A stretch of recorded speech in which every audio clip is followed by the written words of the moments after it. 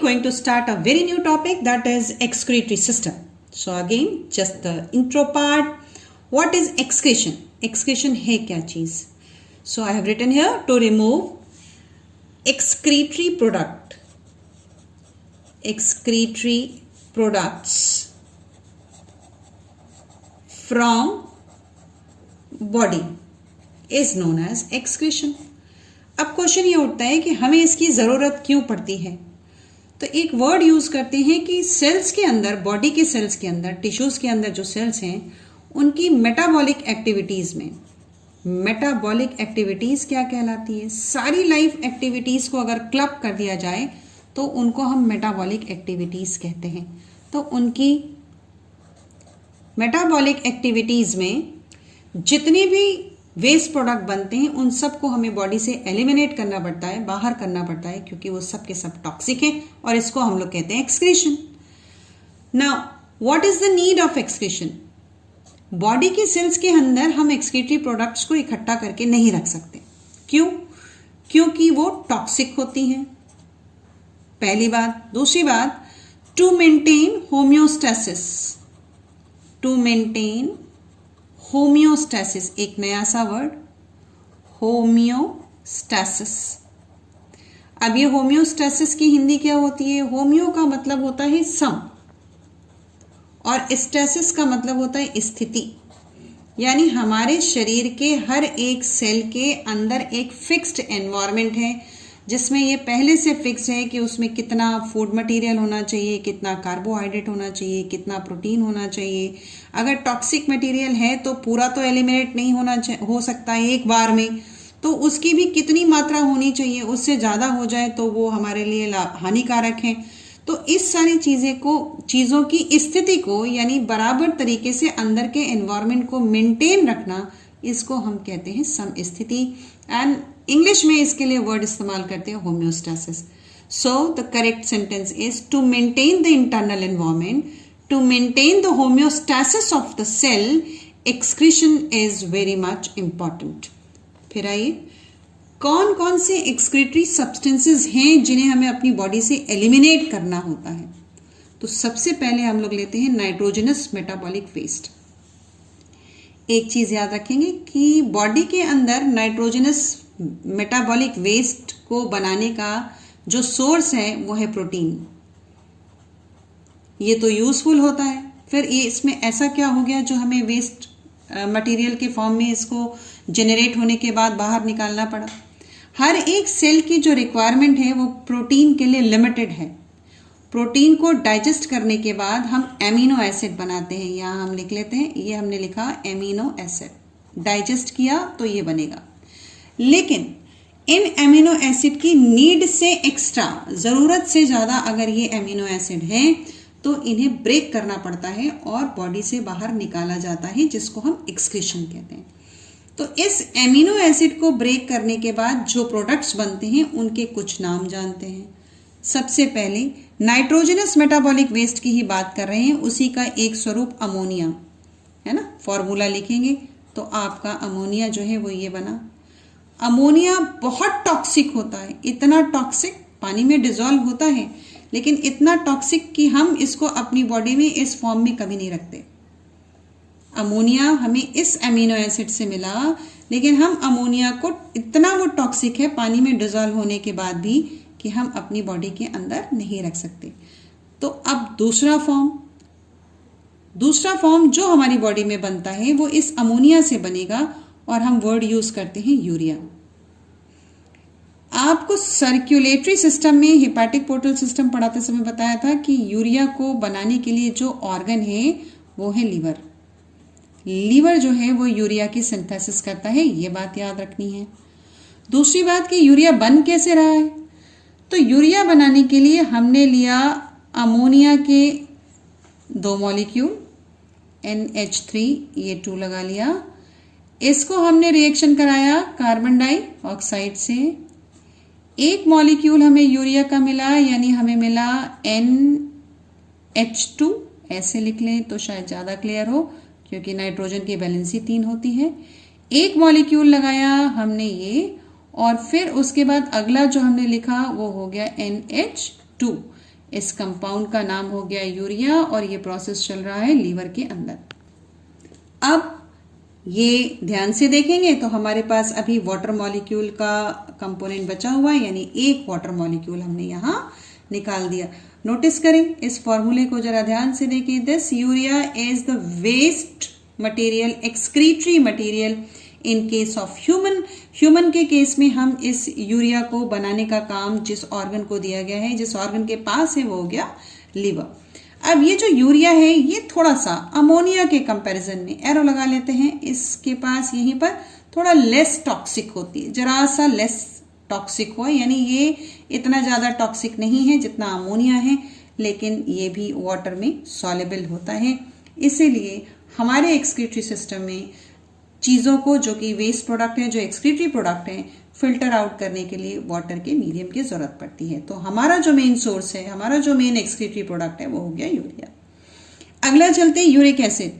Uric acid भी हमारे urine में, यानी प्रोटीन के डाइजेशन के बाद, बचे हुए अमीनो एसिड के ब्रेक डाउन के बाद थोड़ा सा यूरिक एसिड भी बचता है, लेकिन ये यूरिक एसिड पानी में लेस डिजॉल्व है, लेस डिजॉल्व,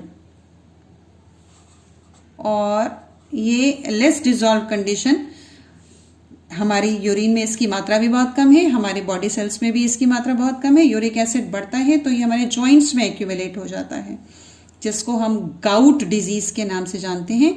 बेसिकली ये हमारे यूरिन का मेन कंटेंट नहीं है, तो ये या तो इंसेक्ट्स में बनता है, यहां लिख लेते हैं इंसेक्ट्स,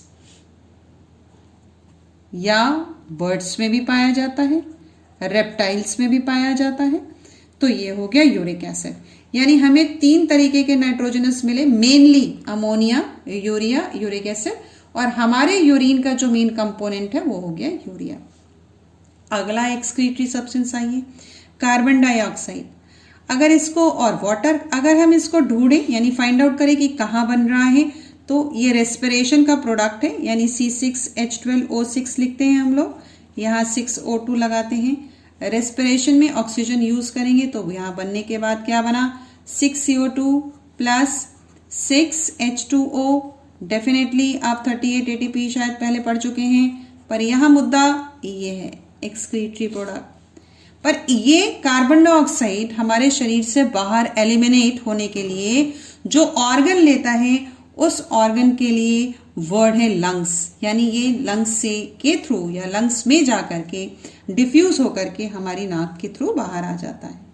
अब क्या बचा, जो अगला एक्सक्रीटरी प्रोडक्ट है, दैट इज एक्सेस सॉल्ट। वही सॉल्ट जो आप खाते हैं और जो बॉडी में यूज होने के बाद बच गया वो, और वाटर सॉल्युबल विटामिन्स, एक्सेस होगा वही बाहर आएगा। तो एक्सेस सॉल्ट में क्या क्या हो सकते हैं कंपोनेंट, आयंस के फॉर्म में भी हो सकते हैं, यानी क्लोराइड खाया था हमने, फॉस्फेट भी खाया हमने, और सल्फेट भी लेते हैं हम लोग, तो ये भी हो गया। और एक्सेस वाटर सॉल्युबल विटामिन में विटामिन बी हो गया और विटामिन सी हो गया, यानी ये जो एक्स्ट्रा होगा वो भी यूरिन के फॉर्म में बाहर आ जाएगा, और ये जो एक्स्ट्रा होगा वो भी यूरिन के फॉर्म में बाहर आ जाएगा। अब आइए जानते हैं कि ह्यूमन के एक्सक्रीटरी सिस्टम में कौन कौन से ऑर्गन लगे हुए हैं। तो सबसे पहले ड्रॉ कर लेते हैं एक पेयर किडनी। हमें पता है कि किडनी जो है वो बीन शेप्ड की होती है और इसका कलर जो है स्कार रेड कलर का होता है, तो हमने ये बीन शेप की एक किडनी ड्रॉ कर ली। हमेशा याद रखिए क्योंकि हम वर्टिब्रेट का डायग्राम बना रहे हैं, तो ये जो होगा इस साइड वाली किडनी, इसको हम कहेंगे LEFT यानी लेफ्ट किडनी। तो ये हमने लिख लिया, ये हो गई हमारी लेफ्ट किडनी। ठीक इसके सामने राइट किडनी, लेकिन क्योंकि थोड़ा सा वो नीचे की तरफ होती है तो साइज तो उतना ही बड़ा, लेकिन जरा सा वो लेफ्ट से थोड़ा नीचे होगी, तो हमने एक उसके पैरेलल में सामने की तरफ एक और बना ली, और ये हमारी हो जाएगी राइट किडनी। तो ये हो गई राइट किडनी। ठीक, अब क्वेश्चन ये उठता है कि ये राइट साइड में लेफ्ट के कंपैरिजन में ये अलाइनमेंट देखिए आप थोड़ा सा नीचे। रीजन ये है कि इसके ठीक ऊपर लीवर पाया जाता है, तो एग्जाम में अक्सर ये क्वेश्चन पूछा जाता है कि why this right kidney is present towards the little bit lower side with respect to the left one. तो आपका आंसर ये हुआ, क्योंकि डायाफ्राम के ठीक नीचे राइट किडनी के ऊपर हमें लीवर एक्मोडेट करना होता है, इसलिए। अच्छा, अब हार्ट पढ़ा था इससे पहले, तो हमने हार्ट से निकलने के बाद डॉर्सल अरोटा को पीछे से लाते हुए पढ़ाते समय बताया था कि ये बॉडी के हर एक पार्ट में ये आ रही है ऑर्टा, ये लगा लिया हमने ऑर्टा, कि ये बॉडी के हर एक पार्ट में ब्लड सप्लाई करती है, तो हमने पीछे से निकाला और इसको वर्ड दिया डॉर्सल ऑर्टा। अब इसी को जब हम कंटिन्यूएशन में चलेंगे तो ये हमारी ब्लड सप्लाई आई ऐसे ऐसे यूं आई, एक किडनी में इधर एंटर कर गई, ब्लड को लेके जा रही है, ये ब्लड को भेज रही है फिल्टर होने के लिए, एक किडनी में इधर एंटर कर गई और फिर ये नीचे आगे पैरों के हिस्से में चली जाएगी। तो इसको हम यहाँ ऐसे ड्रॉ कर लेते हैं, यानी इसमें जो ब्लड फ्लो हो रहा है वो ऐसे डायरेक्शन में जा रहा है, ऐसे जा रहा है, ऐसे जा रहा है, ऐसे जा रहा है। ऑक्सीजनेटेड तो है, लेकिन इसके अंदर खूब सारा यूरिया ब्लड में है जो हमें फिल्टर करना है। अब इन्हीं से, इससे यानी एक किडनी से एक वेन निकलेगी तो वेन यू निकाल ली, दूसरी वाली से ये वेन निकल गई तो वेन यू निकाल ली। ब्लड का फ्लो इसमें ऐसे होगा इस डायरेक्शन में, और इसको ले जा करके हम इंफीरियर वेना केवा में ऐसे ओपन कर देंगे तो ये ओपन हो गई। याद करिए, ये इंफीरियर वेना केवा हार्ट के इस हिस्से से होती हुई, पीछे से होती हुई यहाँ आकर खुलती है। अब इसके बाद इन दोनों किडनी के ऊपर एक ग्लैंड लगी होती है जिसको हम लोग एड्रीनल ग्लैंड कहते हैं। एड माने ऊपर और रीनल माने किडनी, ये हमने लगा लिए। अब यूरिन जब इस किडनी के अंदर बनेगा तो दोनों ही किडनी से एक एक डक्ट निकलनी चाहिए जो यूरिन को कलेक्ट करे, तो ये डक्ट यू निकाल लेते हैं, ऐसे निकाली, और अल्टीमेटली इस डक्ट को ले जा करके एक पाउच जैसे स्ट्रक्चर में ओपन कर देंगे। तो ये हमने निकाला और इसको यूरिनरी ब्लैडर में ले जा करके हम ओपन कर दें। यहाँ से भी हम सेम काम करेंगे, ये हमने डक्ट निकाला और ये हमने डक्ट निकाला, और डक्ट निकाल करके इसको ले जा करके यूरिनरी ब्लैडर में ओपन कर देंगे। इस डक्ट को कंप्लीट कर लेते हैं, ये हमने बना लिया कंप्लीट। ब्लैडर ड्रॉ करेंगे, ये ब्लैडर ड्रॉ कर लिया ऐसे यूं, और ये ऐसे बीचों बीच निकलता हुआ और नीचे की तरफ यूरेथ्रा आ गया, ये आ गया। अब अल्टीमेटली ये ब्लैडर नीचे जाकर के बॉडी के बाहर खुल जाता है। ब्लैडर की ओपनिंग वाले एंड पर स्फिंक्टर लगा होता है। स्फिंक्टर का मतलब मसल्स लगी हुई है, मसल्स सर्कुलर है तो हम उसको यू ड्रॉ कर लेते हैं, यूं लेबल करते हैं इन सारे पार्ट्स को। यानी ये वाला जो पार्ट है ये हो गया डॉर्सल ऑर्टा, डॉर्सल एरोटा, और ये हिस्सा adrenal gland, adrenal gland. Kidney already लिखा हुआ है। देन इसके बाद ये जो ब्लड को लेकर के किडनी के अंदर जा रही है, क्योंकि ऑर्गन में जा रही है इसलिए रीनल आर्टरी, और वो जो ऑर्गन से बाहर निकल रही है और ब्लड को बाहर लेके जा रही है वो रीनल वेन। जो यूरिन बनने के बाद यूरिन को कलेक्ट कर रही है यूरेटर, दोनों तरफ होगा TER। जहां यूरिन इकट्ठा हो रहा है यूरिनरी ब्लैडर,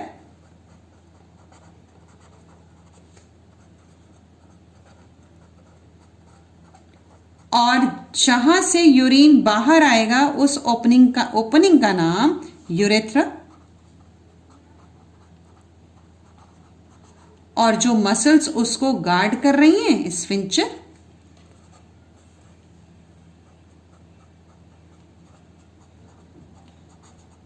मसल्स पे लिख सकते हैं।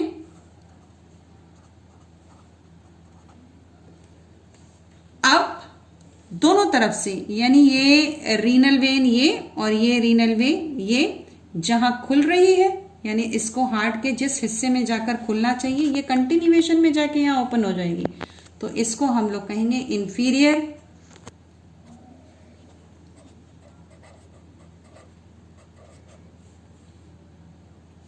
वेना केवा, यूरिन बना किडनी में, यूरेटर से होते हुए यूरिनरी ब्लैडर में आया। स्फिंक्टर एक गार्ड बना हुआ है, गार्डनिंग कर रहा है, वो ऐसे गार्ड कर रहा है कि जब ये यूरिनरी ब्लैडर फिल हो जाएगा, भर जाएगा, तब वो यूरिन जो है वो यूरेथ्रा से होते हुए बाहर निकल जाएगा। So this is what all about excretory system of human. Bye bye. Tell me pretty lies, look me in the face, tell me that you love me, even if it's fake.